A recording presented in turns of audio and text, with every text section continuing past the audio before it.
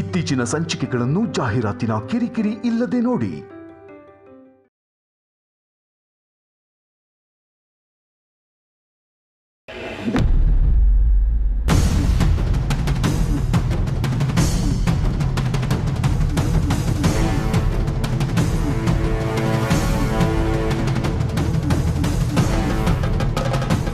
ಏನಾಗಿದೆ? Engine problem ಆಗಿದೆ madam. ಸರಿ ಮಾಡಿಸೋದು ಎಷ್ಟೊತ್ತಾಗುತ್ತೆ? Mechanic ಕರೆಸ್ಬೇಕು madam. ಮನೆಯಿಂದ ಗಾಡಿ ಆಚೆ ತೆಗಿಯೋವಾಗಲೇ ಎಲ್ಲ ಚೆಕ್ ಮಾಡ್ಕೋಬೇಕು ತಾನೇ? Sorry ma'am. ಸರಿ, ಅದು ಏನಿದೆಯೋ ಬೇಗ ಮುಗಿಸಿ.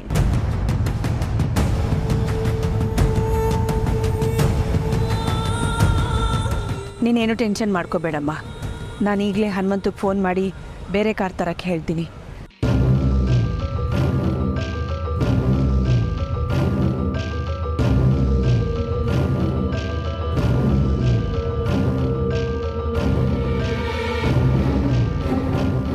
ಹನುಮಂತು ಫೋನ್ ನಾಟ್ ರೀಚಬಲ್ ಅಂತ ಬರ್ತಾ ಇರು, ರಘುಗೆ ಫೋನ್ ಮಾಡ್ತೀನಿ.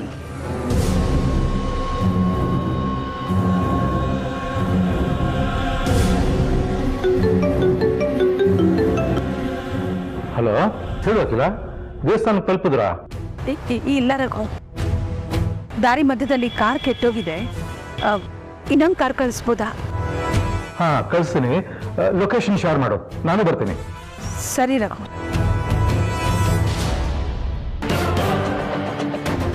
ಲೊಕೇಶನ್ ಶೇರ್ ಮಾಡಿದ್ರೆ ರಘುನೂ ಬರ್ತಾರೆ. ಅವ್ರು ಬಂದರೆ ಅವ್ರು ಕಣ್ ತಪ್ಪಿಸಿ ನಾನು ಪಾರ್ವತಿ ವಿಷಯದಲ್ಲಿ ಅಂದ್ಕೊಂಡಿರೋದು ಯಾವುದು ನಡೆಯಲ್ಲ. ಆದರೆ ಮನೆಯಿಂದ ಕಾರ್ ತರಿಸ್ಬೇಕು ಅಂದರೆ ರಘುಗೆ ಲೊಕೇಶನ್ ಶೇರ್ ಮಾಡಲೇಬೇಕು. ಏನು ಮಾಡಲಿ ಈಗ? ಬೇರೆ ಆಪ್ಷನ್ ಏನಿದೆ ನನಗೆ? ಲೊಕೇಶನ್ ಕಾಡಿಸ್ಲೇಬೇಕು ಅಷ್ಟೇ.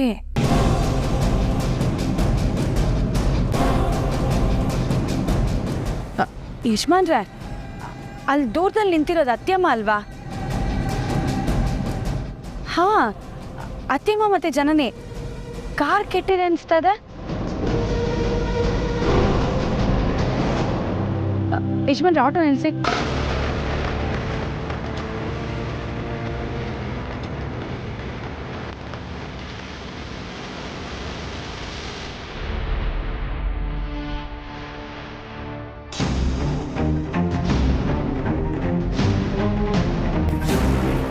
ಏನಾಯ್ತು ಜನ್ನಿ?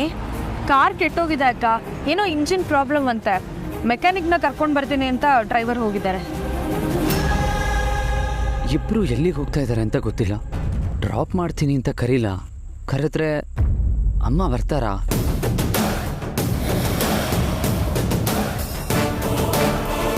ಇವ್ರು 3 ಜನನ ಒಂದು ಮಾಡೋದಕ್ಕೆ ಇದೇ ಸರಿಯಾದ ಅವಕಾಶ. ಮನಸ್ಸು ಮಗು ಥರ ಆಸೆ ಪಡೋದೆಲ್ಲ ಬೇಕು ಅನಿಸುತ್ತೆ. ನಾನು, ಆದಿತ್ಯ, ಪಾರ್ವತಿ, ಜನನಿ ಎಲ್ಲರೂ ಒಟ್ಟಿಗೆ ಹಾಸ್ಪಿಟಲ್ಗೆ ಹೋಗಬೇಕು ಅಂತ ಮನಸ್ಸು ಹಂಬಲಿಸ್ತಾ ಇದೆ. ಕಾರಲ್ಲಿ ಅಲ್ಲದೆ ಹೋದರೆ ನನ್ನ ಮಗನ ಆಟೋದಲ್ಲಾದರೂ ಸರಿ ಒಟ್ಟಿಗೆ ಹೋಗೋ ಥರ ಆಗಿದ್ರೆ ಎಷ್ಟು ಚೆನ್ನಾಗಿರ್ತಾ ಇತ್ತು. ಭಾವ, ನಾವು ನಮ್ಮ ಫ್ಯಾಮಿಲಿ ಡಾಕ್ಟರ್ ಹತ್ರ ಹೋಗ್ತಾ ಇದ್ದೀವಿ. ನಮಗೆ ಸ್ವಲ್ಪ ಹಾಸ್ಪಿಟಲ್ವರೆಗೂ ಡ್ರಾಪ್ ಮಾಡ್ತೀರಾ? ಹೌದಾ, ಬನ್ನಿ, ನಾವು ಅಲ್ಲೇ ಹೋಗ್ತಾ ಇರೋದು.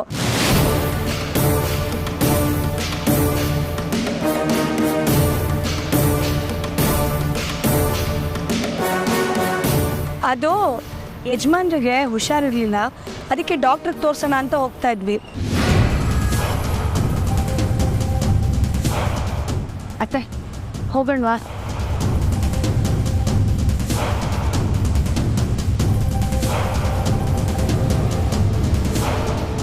ತಕ್ಷಣ ಒಪ್ಕೊಂಡ್ರೆ ಡೌಟ್ ಬರುತ್ತೆ.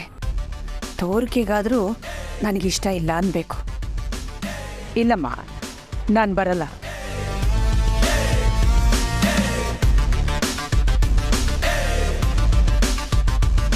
ಅತ್ತೆ, ನಮ್ಮ ಕಾರು ರಿಪೇರಿ ಆಗಿದೆ. ಬೇರೆ ಟ್ಯಾಕ್ಸಿ ಬುಕ್ ಮಾಡ್ಕೊಂಡು ಹೋಗೋದ್ರೊಳಗೆ ಲೇಟ್ ಆಗಿಬಿಡುತ್ತೆ.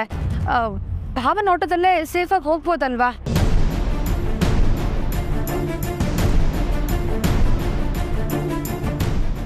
ಯಾಕೋ ನನಗೂ ಸುಸ್ತಾಗ್ತಿದೆ ಅತ್ತೆ. ಹೌದಾ?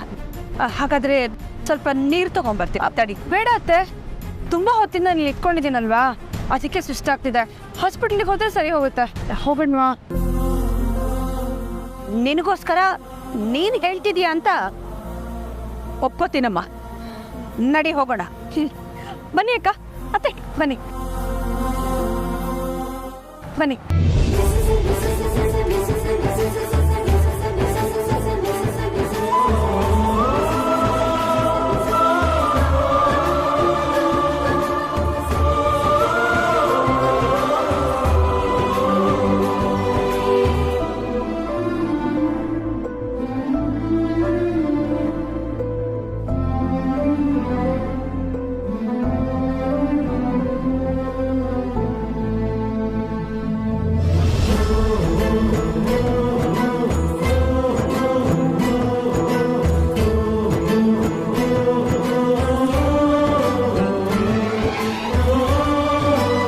ರಘು ಮತ್ತೆ ಫೋನ್ ಮಾಡಿದ್ರೆ ಹಾಸ್ಪಿಟ್ಲಿಗೆ ಹೋಗೋ ವಿಷಯ ಹೇಳಲೇಬೇಕಾಗತ್ತೆ. ಸ್ವಿಚ್ ಆಫ್ ಮಾಡಿಡೋದೇ ಒಳ್ಳೇದು.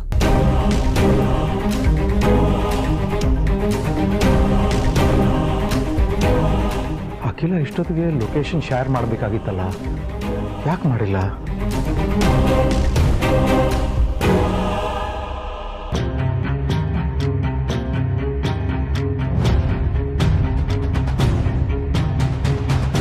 ಕ್ಷಮಿಸಿ, ನೀವು ಕರೆ ಮಾಡುತ್ತಿರುವ ಫೋನ್ ಸದ್ಯದಲ್ಲಿ ಸ್ವಿಚ್ ಆಫ್ ಆಗಿದೆ. ದಯವಿಟ್ಟು ಸ್ವಲ್ಪ ಸಮಯದ ನಂತರ ಕರೆ ಮಾಡಿರಿ. ಅರೆ, ಸ್ವಿಚ್ ಆಫ್ ಅಂತ ಬರ್ತಿದೆಯಲ್ಲ. ನನಗೆ ಇಷ್ಟೊಂದು ಬಯಕೆ ಆಗ್ತಿದೆ ಅಂದ್ರೆ ನನ್ನ ಪ್ರೆಗ್ನೆನ್ಸಿ ಅಂತ ತಾನೇ ಅರ್ಥ. ಡಾಕ್ಟರ್, ಹಾ, ಕ್ರಾಸ್ ಚೆಕ್ ಮಾಡಿದ್ರಾ? ನಾನು ಬಸ್ರಿ ಅನ್ನೋದು ಕನ್ಫರ್ಮ್ ತಾನೇ? ಸಾರಿ ಡಾಕ್ಟರ್, ಲಾಸ್ಟ್ ಟೈಮ್ ಇವ್ರು ಟೆಸ್ಟ್ಗೆ ಬಂದಾಗ ರಿಪೋರ್ಟ್ ಅದಲು ಬದಲಾಗ್ಬಿಟ್ಟಿದೆ ಡಾಕ್ಟರ್.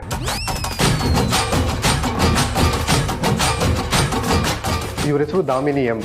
ಇವ್ರು ಬಂದಿದ್ದ ದಿನಾನೇ ಇದೇ ಹೆಸರಿನ ಪ್ರೆಗ್ನೆಂಟ್ ಲೇಡಿ ಇನ್ನೊಬ್ಬರು ನಮ್ಮ ಹಾಸ್ಪಿಟಲ್ಗೆ ಟೆಸ್ಟ್ಗೆ ಅಂತ ಬಂದಿದ್ರು. ಅವ್ರ ಹೆಸರು ದಾಮಿನಿ ಮಹಾಲಿಂಗ. ಇಬ್ಬರ ಹೆಸರು ದಾಮಿನಿ ಆಗಿರೋದ್ರಿಂದ ಕನ್ಫ್ಯೂಸ್ ಆಗಿ ಅವ್ರು ಕಳಿಸ್ಬೇಕಾಗಿರೋ ರಿಪೋರ್ಟ್ನ ಇವರು ಕಳಿಸ್ಬಿಟ್ಟಿದ್ದೀವಿ. ದಾಮಿನಿ ಮಹಾಲಿಂಗ ಅವರು ಮೊನ್ನೆ ಮತ್ತೆ ಸ್ಕ್ಯಾನಿಂಗ್ ಅಂತ ಬಂದಿದ್ರಂತೆ. 2 ದಿನ ರಜೆ ಮೇಲೆ ಇದ್ದಿದ್ದರಿಂದ ವಿಷಯ ನನಗೆ ಇವಾಗ ಗೊತ್ತಾಯಿತು. ನಮ್ಮ ಸ್ಟಾಫು ಮತ್ತೆ ಇವರಿಗೆ ರಿಪೋರ್ಟ್ನೆಲ್ಲ ವಾಟ್ಸಪ್ ಮಾಡಬೇಕು ಅಂದ್ಕೊಂಡ್ರಂತೆ. ಅಷ್ಟರಲ್ಲಿ ಇವರೇ ಬಂದ್ಬಿಟ್ಟಿದ್ದಾರೆ ಮೇಡಮ್. ಜವಾಬ್ದಾರಿ ಇದೆಯೇನ್ರಿ ನಿಮಗೆ? ಇದೇ ಲಾಸ್ಟ್ ಟೈಮ್, ಮತ್ತೆ ಇದೇ ರಿಪೀಟ್ ಆದ್ರೆ ಕೆಲಸದಿಂದ ತೆಗಿಬೇಕಾಗತ್ತೆ. Sorry madam. Sorry madam. ಅಯ್ಯೋ, ನೀವು ಸಾರಿ ಏನು ಕೇಳೋದು ಬೇಡ. ಪ್ಲೀಸ್ ನನ್ನನ್ನು ಒಂದ್ಸಲ ಚೆಕ್ ಮಾಡ್ತೀರಾ? ಹೋದ್ಸಲ ರಿಪೋರ್ಟ್ ಏನೋ ಎಕ್ಸ್ಚೇಂಜ್ ಆಗಿರ್ಬೋದು, ಆದರೆ ನೀವೀಗ ನನ್ನನ್ನು ಚೆಕ್ ಮಾಡಿದ್ರೆ ಪಕ್ಕ ನನ್ನ ಪ್ರೆಗ್ನೆನ್ಸಿ ಅಂತ ನೀವೇ ಕನ್ಫರ್ಮ್ ಮಾಡ್ತೀರಾ. ಯಾಕಂದರೆ ನನ್ನ ಹೊಟ್ಟೆಲಿ ಮಗು ನನಗೆ ಒದಿತಾ ಇದೆ. ಮಗು ಒದಿಯೋದು 8 ತಿಂಗಳಿಗಲ್ವಾ ಮೇಡಮ್? ನೀವು ಚೆಕ್ ಮಾಡಿ ನೋಡಿ ಡಾಕ್ಟ್ರೇ. 8 ತಿಂಗಳಲ್ಲ ಅಂದರೂ 3 ತಿಂಗಳು ಅಂತನಾದರೂ ನೀವು ನನಗೆ ಕನ್ಫರ್ಮ್ ಮಾಡ್ತೀರಾ. ಆ ಕಾನ್ಫಿಡೆನ್ಸ್ ನನಗಿದೆ. ಪ್ಲೀಸ್ ಡಾಕ್ಟರ್, ಹಿಂಗೆ ಒಂದ್ಸಲ ನನ್ನನ್ನು ಚೆಕ್ ಮಾಡಿ. ಸರಿ, ನಿಮ್ಮ ಸಮಾಧಾನಕ್ಕೋಸ್ಕರ ಆದರೂ ಇನ್ನೊಂದ್ಸಲ ಚೆಕ್ ಮಾಡ್ತೀನಿ.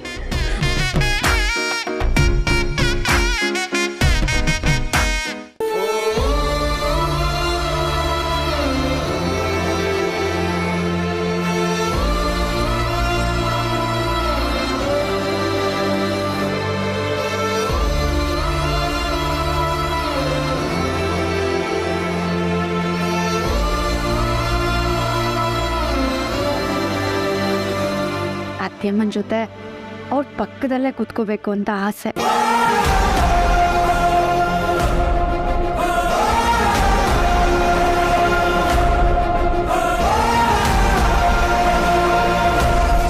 ದೇವ್ರೆ, ಈ ಬಂಧ ಯಾವಾಗಲೂ ಹೀಗೆ ಗಟ್ಟಿಯಾಗಿರೋ ಥರ ನೋಡ್ಕೊಳಪ್ಪ.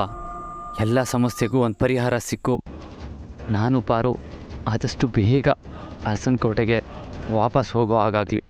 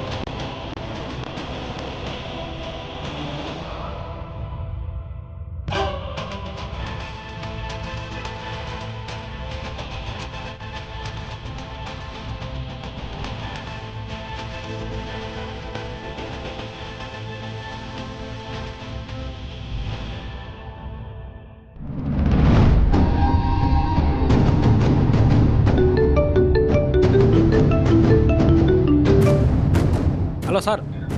ರಾಮು, ಅಖಿಲಾಗ್ ಫೋನ್ ಕೊಡು. ಅವಳ ಫೋನ್ ಸ್ವಿಚ್ ಆಫ್ ಬರ್ತಾ ಇದೆ. ಅಖಿಲ ಮೇಡಮ್ಮು, ಜನನಿ ಮೇಡಮ್ಮು ಆಜಿ ಸರ್ ಜೊತೆ ಆಟೋದಲ್ಲಿ ಹೋದ್ರು ಸರ್. ಹಾಂ, ಸರಿ ಸರಿ.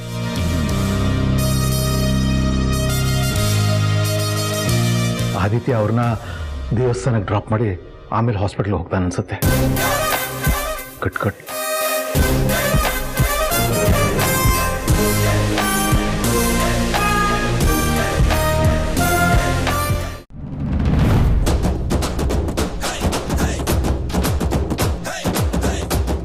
ಚೆಕ್ ಮಾಡಿದ್ರೆ ನಾನು ಪ್ರೆಗ್ನೆಂಟ್ ಅಂತಾನೆ ಬಂತ?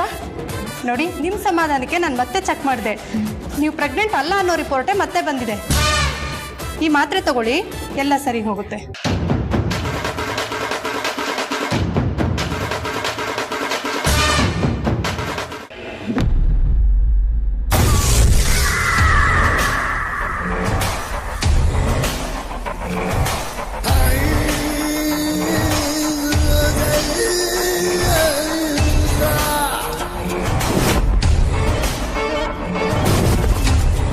ನೋಡು, ನಿನ್ನ ಈ ಕೋಪನ ಅರಸನ ಕೋಟೆ ಹಡಗನ್ನ ಮುಳುಗಿಸೋದ್ರಲ್ಲಿ ತೋರಿಸು.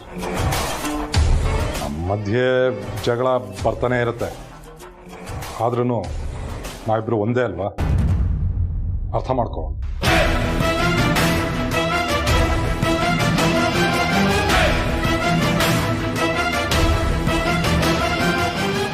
ಹೌದು, ಇಷ್ಟೊತ್ತಾದರೂ ಯಾಕೆ ನೀನಿನ್ನೂ ಅರಸನ ಕೋಟೆ ಮನೆಗೆ ಹೋಗಿಲ್ಲ?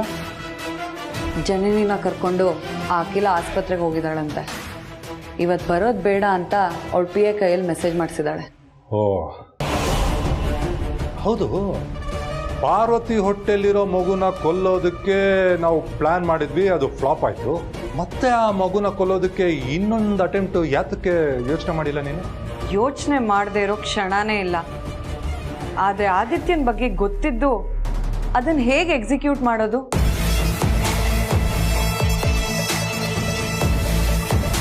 ನಾನು ಕೊಟ್ಟು ಮಾತ್ರೆನ ಆ ಪಾರ್ವತಿ ಅವತ್ತೇ ತಗೊಂಡಿದ್ದಿದ್ರೆ ಇಷ್ಟೊತ್ತಿಗಾಗಲೇ ಅವಳ ಫೋಟೋ ಗೋಡೆ ಮೇಲೆ ಹಾರದ ಜೊತೆ ನೇತಾಡ್ತಿತ್ತು. ಆದರೆ ಆದಿತ್ಯನ ಬುದ್ಧಿವಂತಿಕೆ, ಕಾಮನ್ ಸೆನ್ಸ್ ಅವಳ ಮಾತ್ರೆ ತಗೊಳ್ಳೋದನ್ನು ತಡೀತು. ಒಂದ್ಸಲ ನಾನು ಕೊಟ್ಟು ಮಾತ್ರೆನ ಡಾಕ್ಟ್ರಿಗೆ ತೋರ್ಸೋಕೆ ಹೊರಟೋನು ಅದೇ ಥರದ್ದು ಇನ್ನೊಂದ್ಸಲ ಏನಾದ್ರು ತೊಗೊಂಡೋಗಿ ಕೊಟ್ರೆ ಸುಮ್ಮನೆ ತೊಗೊಳಕ್ ಬಿಡ್ತಾನ?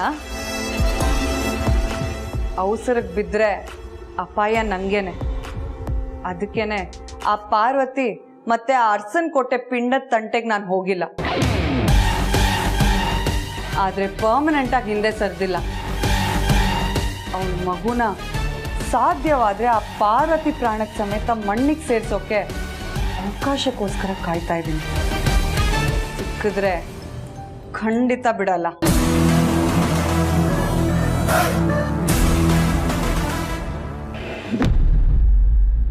ಫ್ರೆಂಡ್ಸ್, ನಿಮ್ ದಾಮಿನಿ ಬಸ್ರಿ ಅಲ್ವಂತೆ, ಪಿತ್ತ ಆಗಿದೆಯಂತೆ. ಪಿತ್ತ ನೆತ್ತಿಗೆ ಇರೋದು ಕೇಳಿದ್ದೀನಿ. ಇದೇನು ಫ್ರೆಂಡ್ಸ್ ಹೊಟ್ಟೆಗೆ ಏರ್ಕೊಂಡಿದೆ ನನಗೆ. ಅಯ್ಯೋ ಫ್ರೆಂಡ್ಸ್, ಈ ಮಗು ಬಗ್ಗೆ ನಾನು ನೀವು ಎಲ್ಲ ಎಷ್ಟು ಕನಸು ಕಂಡಿದ್ವಿ. ಜನನಿ ಥರ ಸೇವೆ ಮಾಡಿಸ್ಕೊಳ್ಳೋ ಯೋಗ ಇಲ್ಲ ಅಂತ ಅನ್ಸುತ್ತೆ ನನ್ನ ಹಣೆ ಬರಹದಲ್ಲಿ.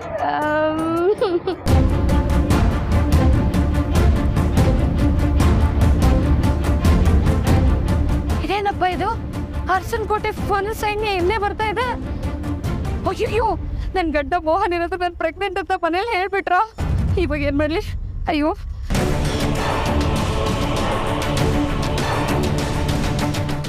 ಆದಿತ್ಯ ಪಾರ್ವತಿ ಯಾಕೆ ಬರ್ತಿದ್ದಾರೆ? ಆದಿತ್ಯನ ಆಟೋದಲ್ಲಿ ಅಕ್ಕ ಯಾಕೆ ಬರ್ತಿದ್ದಾರೆ? ಅಯ್ಯೋ, ಎಲ್ಲ ನನ್ನ ಕಡೆಗೆ ಬರ್ತಿದ್ದಾರೆ.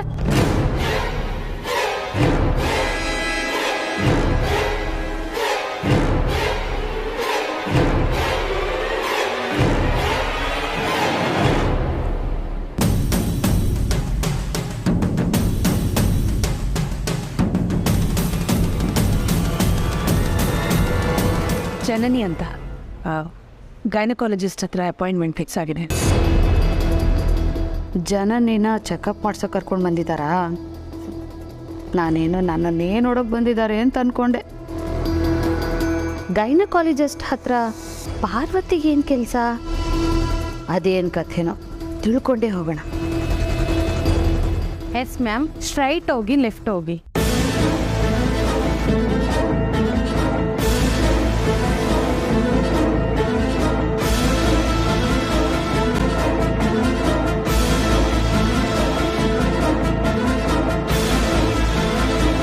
ಗೈನಕಾಲಜಿಸ್ಟ್ ಅಪಾಯಿಂಟ್ಮೆಂಟ್ ಬೇಕಾಗಿತ್ತು, ಪಾರ್ವತಿ ಅಂತ.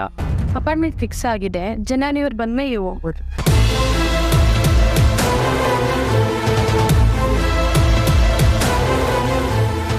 ನನ್ನ ಹೆಸರನ್ನ ಯಾರು ಬರ್ಸಿದ್ರು ಯಜಮಾನ್ರೆ? ಅತ್ಯಮ್ಮ ಏನಾದರೂ ಬರ್ಸಿರ್ಬೋದಾ? ಚಾನ್ಸ್ ಇಲ್ಲ ಪಾರೆ, ಮೋಸ್ಟ್ಲಿ ಅಪ್ಪ ಫಿಕ್ಸ್ ಮಾಡಿರಬೇಕು.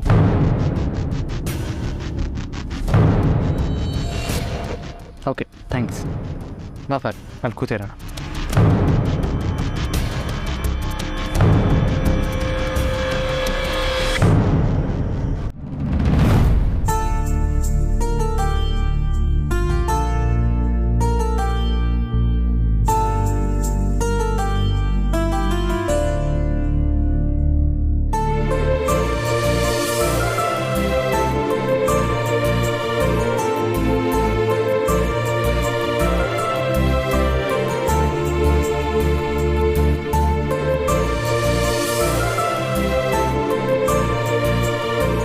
ಎಲ್ಲ ನಾರ್ಮಲ್ ಆಗಿದೆ, ನಥಿಂಗ್ ಟು ವರಿ.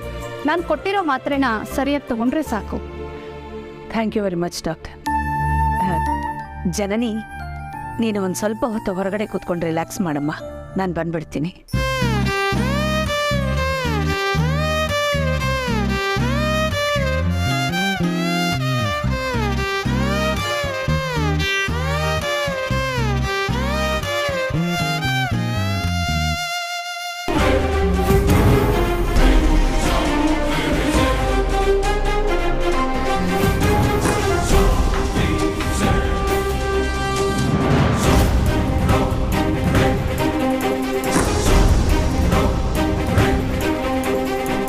ತಗೊಳ್ಳಿ ಡಾಕ್ಟರ್.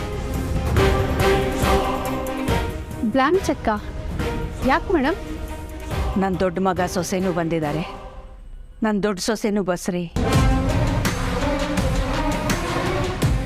ಈ ವಿಷಯ ಮೊದಲೇ ನನಗೆ ಗೊತ್ತಿತ್ತು. ಪ್ರೆಗ್ನೆನ್ಸಿನೂ ನಾನೇ ಕನ್ಫರ್ಮ್ ಮಾಡಿದ್ದು. ಈ ವಿಷಯ ನಿಮಗೆ? ನನಗೆ ಹೇಳಬಾರ್ದು ಅಂತ ನಿಮ್ಮ ಹತ್ರ ಹೇಳಿದ್ರೇನೋ, ಆದರೆ ಈ ವಿಷಯ ನನಗೆ ಗೊತ್ತು. ಆದರೆ ನನಗೆ ಗೊತ್ತು ಅಂತ ಅವರಿಬ್ಬರಿಗೆ ಗೊತ್ತಿಲ್ಲ. ದಯವಿಟ್ಟು ನೀವು ಗೊತ್ತು ಮಾಡಬೇಡಿ. ಆದರೆ ಈಗ ಈ ವಿಷಯನ ನನಗೆ ಹೇಳ್ತಾ ಇರೋ ಉದ್ದೇಶ, ಈ ಬ್ಲ್ಯಾಂಕ್ ಚೆಕ್ ಕೊಟ್ಟಿರೋ ರೀಸನ್ ಏನು ಮೇಡಮ್? ಪಾರ್ವತಿ ಹೊಟ್ಟೆಯಲ್ಲಿ ಬೆಳೀತಾ ಇರೋದು ಅರಸನ ಕೋಟೆಯ ವಂಶದ ಕುಡಿ. ಯಾವ್ಯಾವ ಟೆಸ್ಟ್ಗಳನ್ನು ಮಾಡಬೇಕೋ ದಯವಿಟ್ಟು ಅದನ್ನೆಲ್ಲ ಮಾಡಿ. ಈ ಪರಿಸ್ಥಿತಿನಲ್ಲಿ ಫೀಸನ್ನೆಲ್ಲ ಕೊಡೋದು ಅವ್ರಿಗೆ ಹೊರೆ ಆಗಿಬಿಡುತ್ತೆ. ಅವರಿಂದ ಯಾವ ಫೀಸನ್ನು ತಗೋಬೇಡಿ. ಡೆಲಿವರಿವರೆಗೂ ಎಷ್ಟು ಖರ್ಚಾಗುತ್ತೋ ಅದನ್ನೆಲ್ಲ ನಾನೇ ಕೊಡ್ತೀನಿ. ಅದಕ್ಕೋಸ್ಕರನೇ ಈ ಬ್ಲ್ಯಾಂಕ್ ಚೆಕ್. ಆದಿತ್ಯ ಸರ್ ಕೇಳಿದ್ರೆ ಯಾಕೆ ಹೇಳಿದ್ರು, ನಾನು ಹೇಳ್ತೀನಿ ಒಂದು ವಿಷಯನ, ಹಾಗೇ ಹೇಳಿ, ಯಾರಿಗೂ ಏನೂ ಅನುಮಾನ ಬರಲ್ಲ.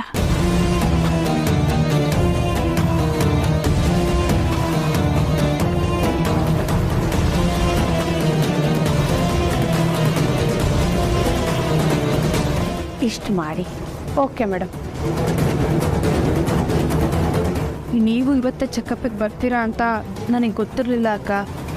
ಮೊದಲೇ ಗೊತ್ತಿದ್ದಿದ್ರೆ ಅತ್ತೆನ ಅಷ್ಟೊಂದು ಬಲವಂತ ಮಾಡಿ ನಿಮ್ಮ ಆಟೋದಲ್ಲಿ ಕರ್ಕೊಂಡೇ ಬರ್ತಾ ಇರಲಿಲ್ಲ. ನೀವು ಮುಚ್ಚಿಟ್ಟಿರೋ ವಿಷಯ ಅತ್ತೆಗೆ ಎಲ್ಲಿ ಗೊತ್ತಾಗ್ಬಿಡುತ್ತೋ ಅನ್ನೋ ಟೆನ್ಷನ್ ನಿಮಗೂ ಇರ್ತಾ ಇರಲಿಲ್ಲ. ಅಪ್ಪ ಹೇಳಿರ್ತಾರೆ ಅಂತ ಅನ್ಕೊಂಡ್ವಮ್ಮ. ಆದರೆ ನೀನು ಇವತ್ತು ಹೋಗಿ ಪರೀಕ್ಷೆ ಮಾಡಿಸ್ಕೋಬೇಕು ಅಂತ ಹೇಳಿದ್ದೆ ಮಾವ ನನ್ನ ಹತ್ರ ಈಗ ಗುಟ್ಟೆ ಬಿಟ್ಕೊಡ್ಲಿಲ್ಲ ನೋಡಿ. ಹೋಗ್ಲಿ ಬಿಡಿ, ಪಾಪ ಇದ್ರಲ್ಲಿ ಅವ್ರ ತಪ್ಪು ಏನೂ ಇಲ್ಲ. ಇನ್ಫ್ಯಾಕ್ಟ್ ನಾವು ಇಲ್ಲಿಗೆ ಬರೋ ಪ್ಲಾನೇ ಇರಲಿಲ್ಲ. ನಾವು ದೇವಸ್ಥಾನಕ್ಕೆ ಅಂತ ಹೊರಟಿದ್ದು. ಮಧ್ಯದಲ್ಲಿ ಪ್ಲಾನ್ ಚೇಂಜ್ ಆಯಿತು. ಅಷ್ಟರಲ್ಲಿ ನಮ್ಮ ಕಾರ್ ಕೆಟ್ಟು ನಿಂತು. ನಿಮ್ಮಿಬ್ಬರನ್ನ ಆಟೋದಲ್ಲಿ ನೋಡಿದಾಗ ನನ್ನ ತಲೆಗೆ ಬಂದಿದ್ದು ಒಂದೇ, ಹೇಗಾದರೂ ಮಾಡಿ ಅತ್ತೆನ ನಿಮ್ಮ ಆಟೋದಲ್ಲೇ ಹಾಸ್ಪಿಟ್ಲಿಗೆ ಡ್ರಾಪ್ ಮಾಡಿಸ್ಕೊಡ್ರೆ ಅಷ್ಟು ಹೊತ್ತಾದರೂ ಅತ್ತೆ ನಿಮ್ಮಿಬ್ಬರ ಜೊತೆ ಇರ್ಬೋದಲ್ಲ ಅಂತ. ಯಾವ ಕ್ಷಣದಲ್ಲಿ ಬೇಕಾದರೂ ಅತ್ತೆಗೆ ನಿಮ್ಮ ಮೇಲೆ ಮರುಕ ಬಂದು ಮನೆಗೆ ವಾಪಸ್ ಕರಿಬಹುದು ಅಂತ. ಅದಕ್ಕೆ ನನಗೆ ತುಂಬ ಸುಸ್ತಾಗ್ತಿದೆ ಅಂತ ಅತ್ತೆನ ಬಲವಂತ ಮಾಡಿ ನಿಮ್ಮ ಆಟೋದಲ್ಲಿ ಕರ್ಕೊಂಡು ಬಂದಿದ್ದು. ಆದರೆ ಈಗ ನೋಡಿ ನನ್ನ ಪ್ಲ್ಯಾನೇ ನಿಮ್ಮನ್ನು ಇಕ್ಕಟ್ಟಿಗೆ ಸಿಕ್ಕಾಕ್ಸೋಗಿ ಮಾಡಿಬಿಡ್ತು.